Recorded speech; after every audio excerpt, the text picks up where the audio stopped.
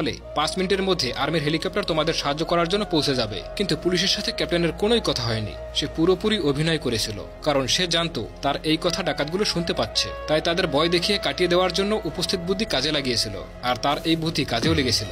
ডাকাতের দুটো বোট আর ওই বড় জাহাজের মধ্যে একটি বোট এবং জাহাজটি ভয় পালিয়ে যায়, কিন্তু সেখানে একটা বোট তাদের পিছু করছিল।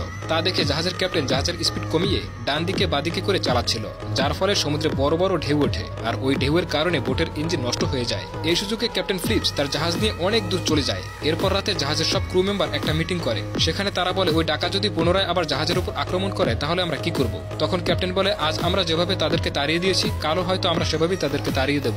এদের মধ্যে একজন বলে, ডাকাতের সঙ্গে লড়াই করা আমাদের কাজ না, আমাদের কাজ জাহাজ ভর্তির জিনিস এক জায়গায় থেকে অন্য জায়গায় পৌঁছে দেওয়া। তাই আমরা এই পথে না গিয়ে আমরা আমাদের রুট বদলে ফেলবো, আর ডাকাতেরা আমাদেরকে খুঁজেও পাবে না। কিন্তু ক্যাপ্টেন তাদেরকে বুঝিয়ে বলে, আমরা এখন আফ্রিকার যে জায়গায় আছি সেখানে ডাকাতের মোট 5টি টিম আলাদা আলাদা রুটে কাজ করে। তাই প্রত্যেক 300 মাইল দূরে গিয়ে আমরা আবার ডাকাতের সম্মুখীন হব, আর এই জন্য আমাদের সময় নষ্ট না করে সোজা মুম্বাসের উদ্দেশ্যে রওনা হওয়া উচিত। এরপর তারা মুম্বাসের উদ্দেশ্যে রওনা হয়। কিন্তু পরের দিন সকালে ক্যাপ্টেন ফিলিপস আবারও একটা বোটকে তাদের পিছু করতে দেখতে পায়। তাই সে এবার সমুদ্রের পুলিশের সাথে ফোন করে, আর সমুদ্রের পুলিশের সাথে এবার কন্ট্যাক্ট করতে পারে। ক্যাপ্টেন পুলিশদেরকে বলে, কিছু ডাকাত আমাদের পিছু নিয়েছে। তখন পুলিশ তাদেরকে বলে, যত তাড়াতাড়ি সম্ভব আমরা তোমাদের জন্য একটা টিম পাঠাচ্ছি।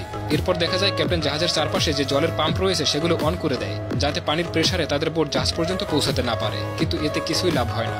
ডাকাতরা ঠিকই তাদের জাহাজে ঢুকে পড়েছিল।